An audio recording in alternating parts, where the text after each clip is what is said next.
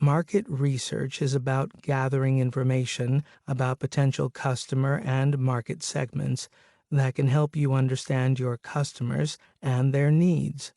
Market research is a lot like doing your taxes. You dread doing them, put them off to the last minute, and then revel in what you learn about your finances as a result of doing them. If you can discipline yourself to do marketing research, it can reward you with customer intelligence that will get that revenue stream flowing. In the early stages of market research, your target market description will be quite broad and based on samples of the population done by others. But as you get out in the market and talk to your potential customers, your definition of the target market may actually change, and you may find that your potential customer is really someone quite different from what you originally thought. Another important reason to do some of your own market research is that you know best what types of information you need for your business. In fact, defining the kind of information you require is actually the first step in doing effective market research.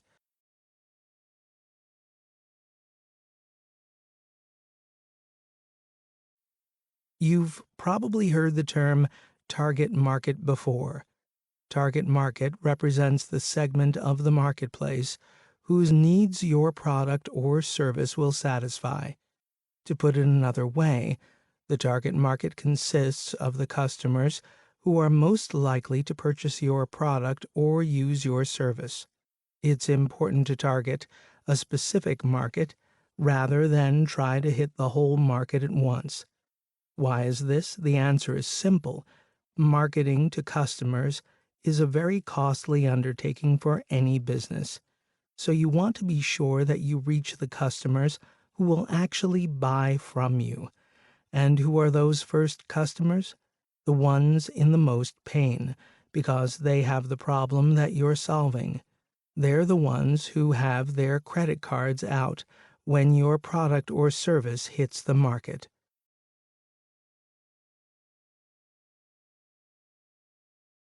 In your search for your target or customers, you'll encounter many types of potential customers, so it won't always be obvious which group you should target first. One quick and easy way to help segment all your potential customers is to create a customer matrix. A customer matrix is a table that compares all the categories of customers you identify across several characteristics or variables.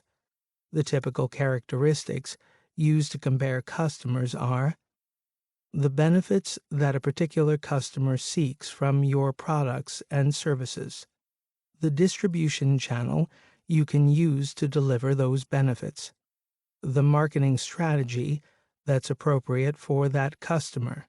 Of course, you can add any other type of comparison category you want. These three categories, however, will get you started.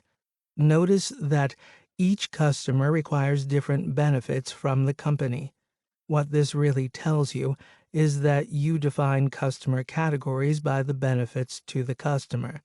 So, for example, the needs of a rapidly growing company are greater and more frequent in terms of management strategies than the needs of either the startup venture or the established company. Chances are you won't reach all your customers through the same distribution channels either. Likewise, it follows that if you're reaching different customers through different distribution channels, you'll probably also use different marketing strategies and tactics to create awareness and motivate them to buy. After you pinpoint your potential target customer, it's time to create a customer profile, an in-depth description of the customer. Market research can help you find out more about that customer and the size of the market for that customer.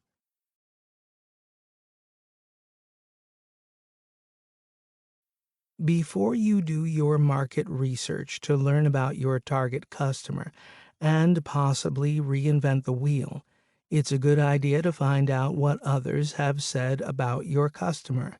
There are four broad ways to segment a market. These methods are guides for you. Don't forget that the best way to understand and define your customers is to get out there and talk to them.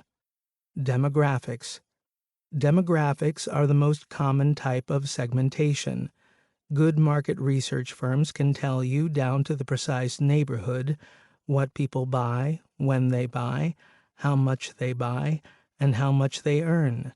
These firms also can give you information on standard characteristics such as sex, age, disposable income, ethnicity, and so forth.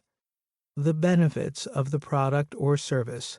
Market research can tell you which types of customers are seeking convenience, wanting to save time, or looking for superior quality and are willing to pay a premium for it. If such a benefit is what you're selling with your products and services, you want to know about these customers because they're your most likely purchasers. Location of your customers. Customers in various parts of the world have different purchasing habits and different needs. Naturally, then, the location of customers will affect your distribution and marketing strategies, and probably even the design of your product. Psychographics. When you look at the personality traits, lifestyles, and behavioral patterns of customers, you're looking at psychographics. Psychographics are very important in deciding which types of marketing tactics will catch your customers' attention. Smart market researchers always identify the information they need before they go out to talk to customers. Think of how frustrating it would be to have to finish a bunch of customer interviews only to discover that you forgot to ask a very important question. Here's a list of the kinds of information that most businesses need. Of course, you should modify it to suit your specific needs. What do your potential customers typically buy? How do they hear about products and services? How do they like to buy your particular type of product or service? How often do they buy? How can your company best meet their needs? Also, make sure that you collect data that gives you a sense of trends in the market and the level of demand for the product or service you're offering. Primary data is all the information you personally or as a team collect about your potential customers. Basically, you get primary data by observing or talking to customers, suppliers, distributors, and anyone else who can help you better understand your customer and the market. There are a number of ways to collect this data, and here we look at some of the most common. The method you choose depends on the type of business you have. You can gather this primary data in many ways, some more effective than others, and some more expensive than others. Interviews. You can conduct interviews by phone, sounds like a phone survey to us, however, or in person. We favor in-person interviews because you get not only verbal feedback but also nonverbal feedback. The way a person physically responds to your questions can tell you a lot about whether he is being honest. Interviews are more costly and time-consuming than mail, online, or phone surveys, but they have the highest response rate, nearly 100%, if conducted effectively. Getting people to participate in interviews is a matter of effectively cold calling potential participants. It's likely that you contact people who have been recommended to you as potential customers. This is fine as long as these interviewees are truly representative of your target customer.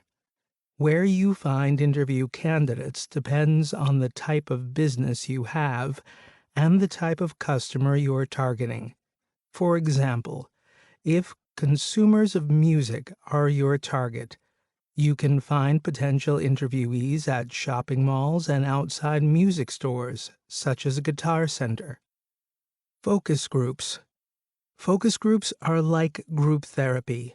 You can reach several customers at once to gain insight into their needs or to test an idea on them. Focus groups are great ways to introduce new products and services and to find out the characteristics of the actual customers who will buy. Mail and online questionnaires or surveys. If you've bought a new vehicle recently, you've probably received at least one questionnaire from a manufacturer and/or dealer asking you how you bought the vehicle and what you like or don't like about it.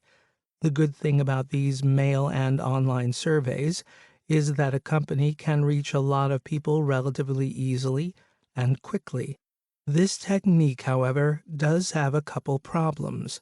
The response rate from a targeted audience, even with follow-ups, is small, maybe 15% at best. You don't have any interaction with the respondent, so the information you get is pretty basic and not nearly as helpful as methods that enable you to see nonverbal communication and clarify responses. Phone surveys. We rate phone surveys below mail surveys in terms of popularity with respondents. Essentially, a phone survey is taking the questionnaire you'd normally mail or put online and asking those same questions over the phone. Think about how you feel when a telemarketer interrupts your dinner, the most popular time of day to call, and wants just a couple of minutes of your time. No rule says that you can't combine some of the preceding methods in this section to achieve a level of information that satisfies you. Many times, researchers start with a mail or online survey. From the pool of survey respondents, they select those that match the criteria the company has developed and do interviews with them. Researchers may then group the interviewees into focus groups for further study.